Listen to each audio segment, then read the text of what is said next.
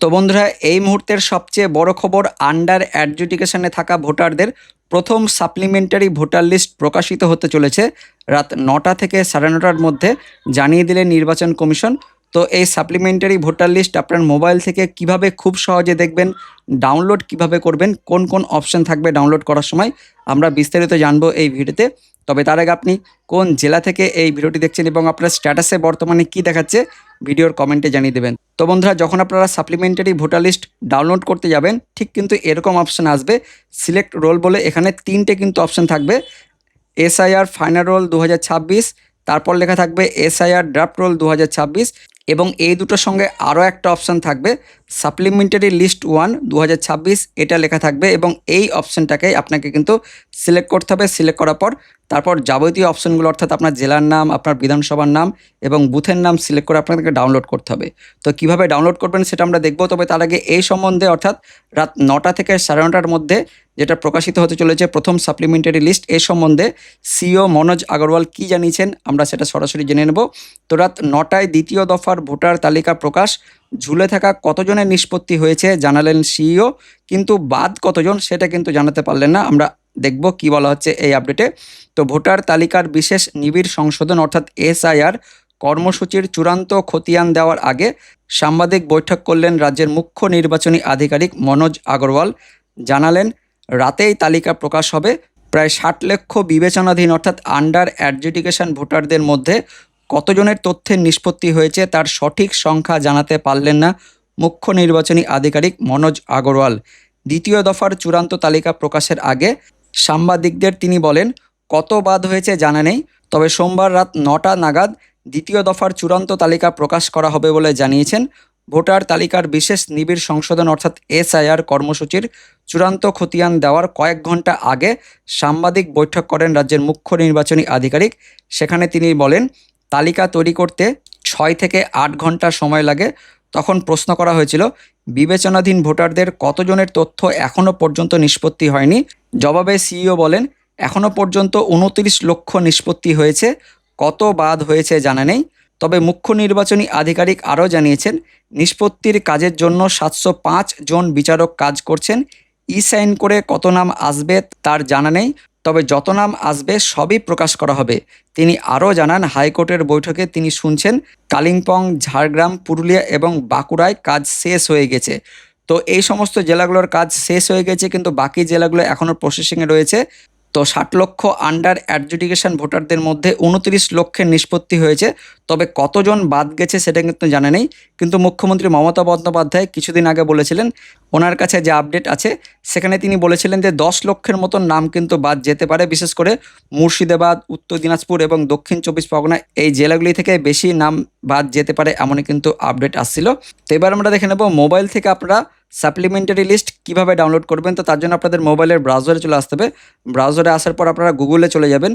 গুগলে গিয়ে লিখবেন voters.eci.gov.in, দেখাবো আপনাদেরকে VOTERS voters.eci.gov.in, এটা লিখে সার্চ করবেন। সার্চ করলে প্রথম যে লিঙ্কটা আসবে ইলেকশন কমিশন অফ ইন্ডিয়ার এই অফিসিয়াল ওয়েবসাইটটিতে ক্লিক করবেন। ক্লিক করলেই ইসিআই নেট কিন্তু খুলে যাবে এবং এখানে আসার পর সার্ভিসেসের আন্ডারে দেখবেন লেখা রয়েছে ডাউনলোড ইলেকটোরাল রোল, এবং পাশাপাশি নিচের দিকে আরও একটা অপশন রয়েছে search your name in voter list. তো আপনার নামটি তাড়াতাড়ি খোঁজার জন্য search your name in voter list এই অপশানটাতে সিলেক্ট করবেন।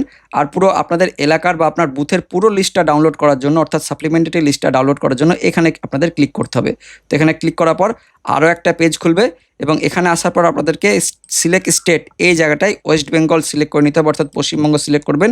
এবং তারপর ইয়ার অফ রিভিশন এখানে 2026ই থাকবে, কিন্তু এই যে রোল টাইপ এই জায়গাটায় এই মুহূর্তে দুটো রয়েছে, এসআইআর ফাইনাল রোল 2026 আর এসআইআর ড্রাফট রোল 2026। এর সঙ্গে আরও একটা কিন্তু অপশান যোগ হবে, অর্থাৎ ঠিক ওপরে কিন্তু আরও একটা অপশান চলে আসবে। কেমন অপশানটা হবে যেটা আপনাদের আমি দেখাচ্ছিলাম, অপশানটা ঠিক কিন্তু এরকম আসবে যে সাপ্লিমেন্টারি ভোটার লিস্ট 1 2026 এই বলে কিন্তু অপশানটা থাকবে, এবং এই অপশানটাই আপনাদেরকে সিলেক্ট করতে হবে।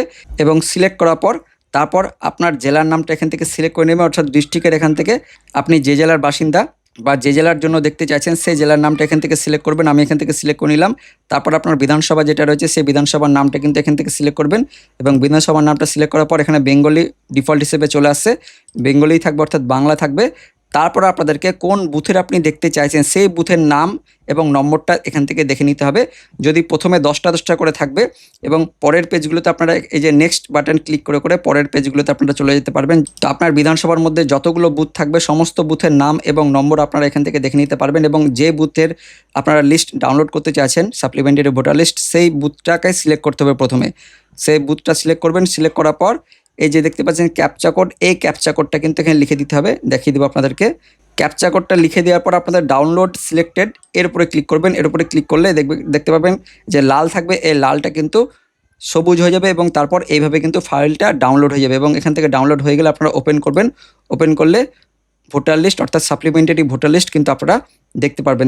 এইভাবে কিন্তু ভোটার লিস্টটা চলে আসবে এবং সমস্ত ডিটেলসগুলো আপনারা কিন্তু নিচের দিকে দেখতে পারবেন। তো এইভাবে কিন্তু আপনারা সাপ্লিমেন্টারি ভোটার লিস্ট খুব সহজে আপনাদের বুথেরটা ডাউনলোড করতে পারবেন। আর আপনার নিজের নাম যদি আপনি দেখতে চান তো সেক্ষেত্রে একইভাবে voters.eci.gov.in এই অফিসিয়াল ওয়েবসাইটে চলে আসতে হবে। অফিসিয়াল ওয়েবসাইটের লিঙ্কটি ভিডিওর ডেসক্রিপশন বক্সে থাকবে। এবার এখানে আসার পর নিচের দিকে স্ক্রল করবেন, ওই যে সার্ভিসেসের আন্ডারেই নিচের দিকে চলে যাবেন।